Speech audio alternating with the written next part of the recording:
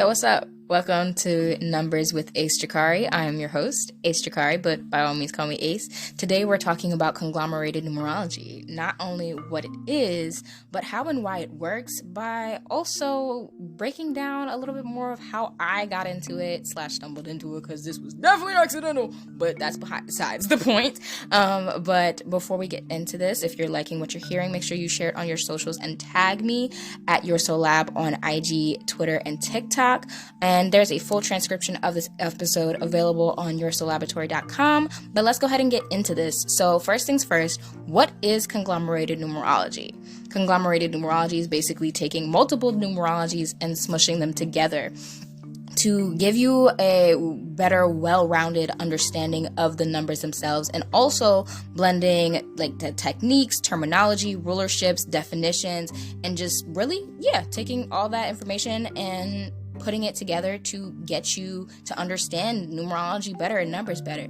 And I realized when recording this when prepping for this, that by definition, I technically also do conglomerated astrology, but that's besides the point.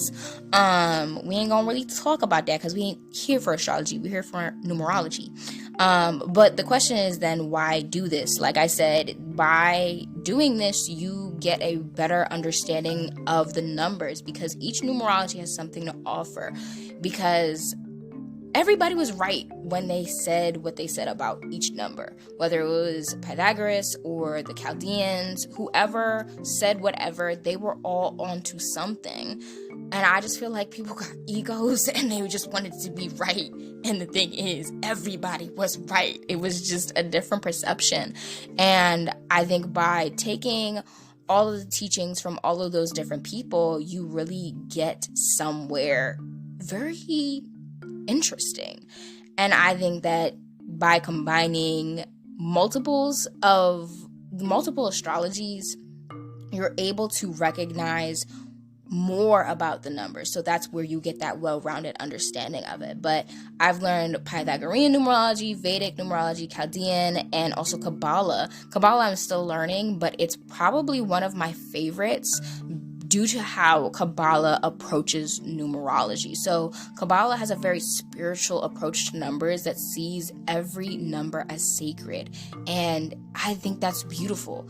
I think that's something that numerology should have and should hold, because numerology is a spiritual practice, and it also is one of the laws of the universe of how the world works. The world runs on numbers, and that in and of itself is just spiritual and it's sacred. And I think that taking in Kabbalah into conglomerated numerology really puts you in a position where you get that spiritual essence of, when you combine Kabbalah with other things, you're really able to understand so much more, especially when it comes to name numbers and word number techniques, because their technique involves a lot more math, specifically multiplication, but it's not too difficult, it's not too complicated. But I love how Kabbalah goes about their techniques to define those things, because it really helps put so much into perspective when taking in every single detail of a name or of a word. And that's why I include it in my practice. And having those techniques for those names and having all these numbers be viewed as sacred reminds me of Chaldean, because Chaldean holds 9 and only 9 to this sacred standard. Because when you're looking at the letter charts for Chaldean, and I want to say also Vedic as well, and Vedic and Chaldean are very, very similar. There's only just a very slight difference. But Chaldean has this approach to the number 9, or this view of the number 9 as it's sacred, and it's like closer to completion, or rather completion in and of itself, but it's closer to spirit in a sense. And that sacredness of 9 puts in a position where they didn't attach or tie any letters to the number 9 because of that sacred energy. They didn't want to influence it. But Chaldean overall has one of the most balanced approaches to numerology that I've found. It goes in depth, but it also highlights the numbers connections to the physical reality.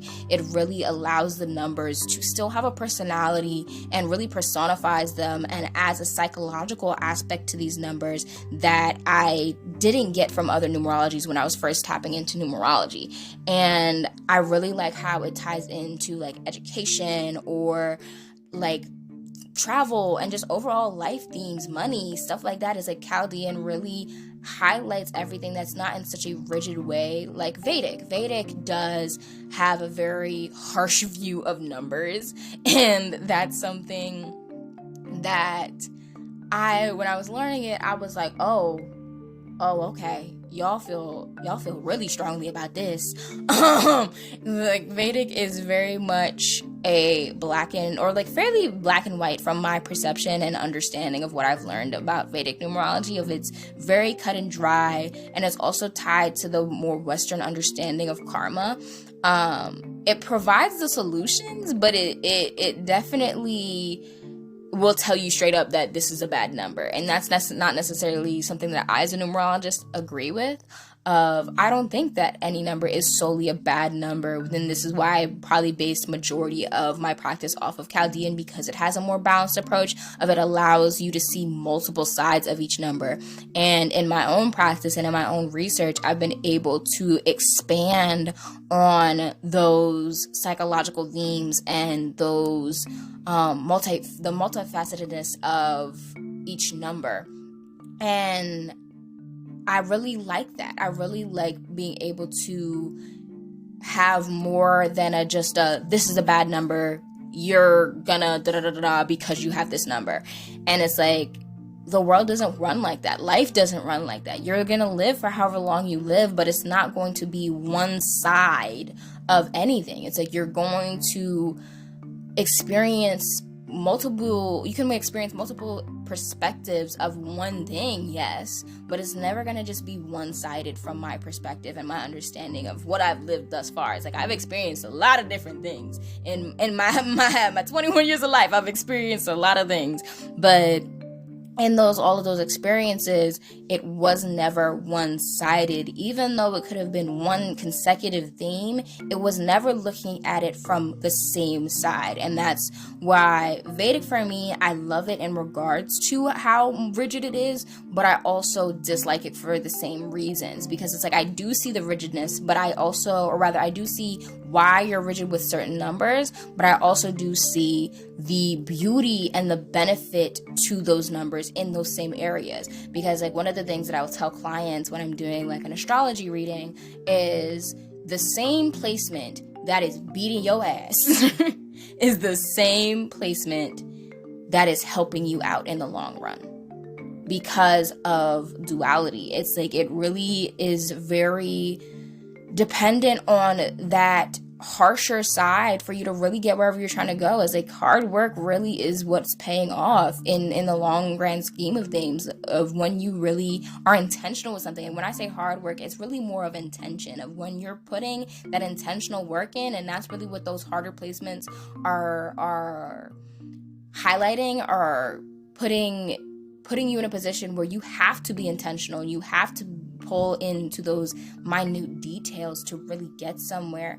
And I really think that Vedic excels in that, of really being like, bam, bitch, this right here is my swag. I'm so sorry. Literally, when like this right here, you really need to just focus on this, or this is something that you really need to just accept about whatever. It's like, this is something that you're going to have to deal with. And that harsher understanding of the numbers is like, okay, it puts in perspective of how things might play out for you. But I think that's also where Chaldean for me comes in a little bit better, of with that harshness and with that, hey yo, look, this is what the nitty gritty is, this is what the fine print says. Let's also talk about how there's this other side to this same problem type vibe. But Pythagorean, for me, is one of the ones that takes a more positive approach overall of like Vedic is very harsh and tends to be a little bit more on the negative side. I won't say tends to be, but can be on the more negative side. But Pythagorean is definitely more of a positive approach. But one of the things that I've struggled with understanding with Pythagorean is there's so many different breakdowns of it. Basically, it's like planetary rulership is one of the places that Pythagorean is like a little bit of a whirl for me, because there's nothing clearly stating what each number is connected to planet-wise. There's so many different definitions of what rules what for Pythagorean. And that's not to say that numbers can't have multiple rulers. I just have never seen the same rulership twice, is the thing that I'm saying. So it's like, I do think that all of these numbers do have multiple energies and can do multiple things, but in that same awareness, what about the planets? Are we taking into account how the planets can also highlight so much more than what we've originally been taught? It's like there's so many levels to so many things. And when we're talking about astrology, planets, signs even, and numbers, it's like when we're talking about those, what details could we possibly be missing? What details could possibly be overlooked? And in changing the rulerships that Pythagorean does for each of these numbers, all of the different rulerships that I've found, is like, for the most part, it's like, I see that. I see how you got there and understand why you're saying what you're saying. But I want you to understand why you're saying what you're saying. Because sometimes I feel like they'll take one side of a number and be like, this is fact. This is it. Like, this is all we're getting. And that's where, again, Pythagorean loses me a little bit, because it's like, it's just such a one-sided view, but it's only on a positive side, and it doesn't really give you the context of where it's based from. And also, a lot of Pythagorean techniques are more based off of your name than your actual birth information. So whereas Chaldean and Vedic, and I want to say Kabbalah as well, but don't hold me to that one, have a lot more of a focus on the numbers themselves. Pythagorean definitely has more of a focus on your name, because it sees your name numbers holding more weight in your life long term than your actual birth information, whereas like Chaldean and Vedic see it the opposite way, of your birth numbers play more of a role than your name. But I also think that they all play a role in a very intense way if you're able to see it. And I just don't think that they see it, is needless to say. It's like, it just may not be understood of like, no, all of these different areas hold weight, but just in different spaces. But with Pythagorean being more numbers, rather being more letters focused over the numbers, it puts you in a position where Pythagorean is great to use for name related things and number related things in regards to your name, of building your name even. It's like Pythagorean and Kabbalah work great for those things, but also taking in the rulerships and the terminology and the understanding that Vedic and Chaldean have over these numbers. And it's like, those all have such a, Chaldean and Vedic have such a in-depth, nitty-gritty view of each number, and Pythagorean and Kabbalah have more of a name side for me. And I love that, and by blending all of these together, it's like you're able to get such a better understanding of not only your name, but also your birth information and the numbers that work well with you and all of these things. And it's like, really, conglomerated numerology is that shit. Like, it really is that shit. If you know how to do it and you know how to use it. And also, conglomerated numerology doesn't really work unless you have a very well-rounded understanding of numbers, and which I don't think you can get from just one numerology solely, like single-handedly. I don't think that you can really get a full, well-rounded understanding of numbers in and of themselves without taking from a little bit from everybody. And it's like having it's like life just in general, you're not going to learn all of your life lessons from one person, one location. You're not going to be taught everything from one thing. There's going to be multiple experiences, multiple teachers, multiple things. And I think it's the same thing with numerology, of taking in those multiples to make a bigger picture, to help you understand those little details. And it's like, this is why I want to host a class, which I will do probably in the month of May, hopefully in the month of May, and I'll teach you this. Like, if you want to learn this, definitely head over to my site, yoursoullaboratory.com, and join the email list so that you know when these classes are available.